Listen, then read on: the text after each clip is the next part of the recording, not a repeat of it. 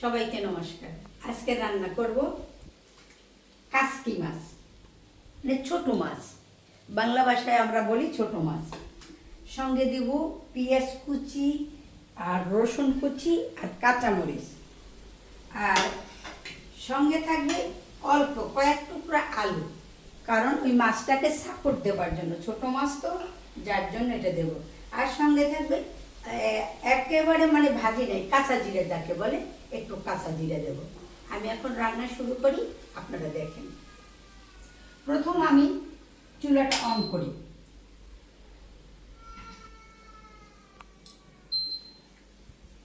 এখন চুলা অন করছি। আমি এখন চুলার উপর দিয়ে দেব আমার নতুন একটা ফ্রাই প্যান কিনছি, ফ্রাই প্যান গরম হইতে হইতে আমি দিয়ে দেব কিছু সরিষার তেল।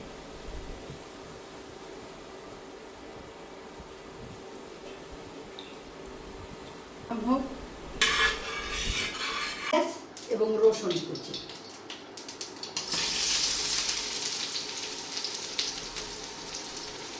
এক টুকরা কাঁচামরিচ,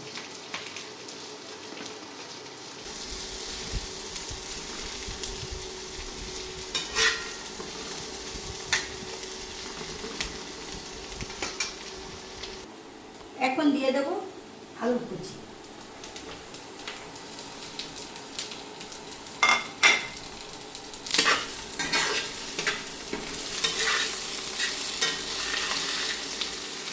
এখন দেব স্বাদ মতো লবণ,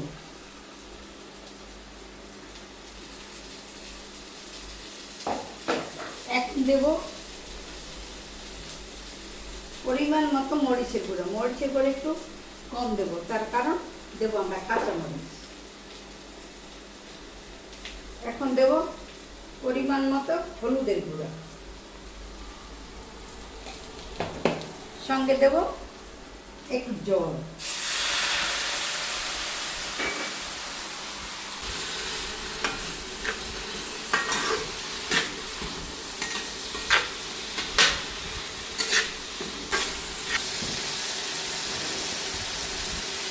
আলু এবং পেঁয়াজ রসুন কষানো হয়ে গেছে, এখন দিয়ে দেব একটু জল।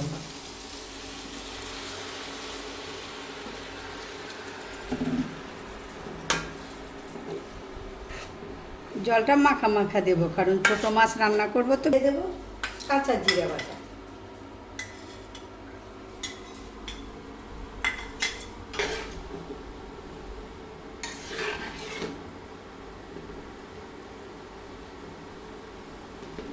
এখন দিয়ে দেব আমার এই ছোট মাছগুলি, কারণ এর ছোট মাছ এর বেশি নাড়াচাড়া করবো না, তাই আমি সাজাইয়ে সাজিয়ে দিলাম। দিয়ে একটু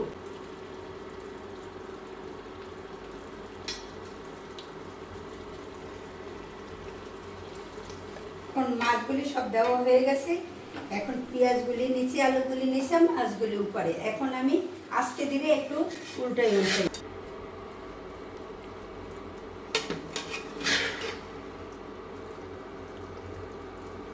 এখন আস্তে ধীরে হোক, কারণ এই মাছ বেশি নাড়া যাবে না, বেশি এপাশ ওপাশ করা যাবে না। আস্তে ধীরে হইতে দেবে, আপনারা দেখেন। একটু দিয়ে দেবো উপর দিয়ে একটু সরিষার তেল, কারণ এই সমস্ত মাছে একটু কাঁচা সরিষার তেল দিলে খাইতে স্বাদ লাগে।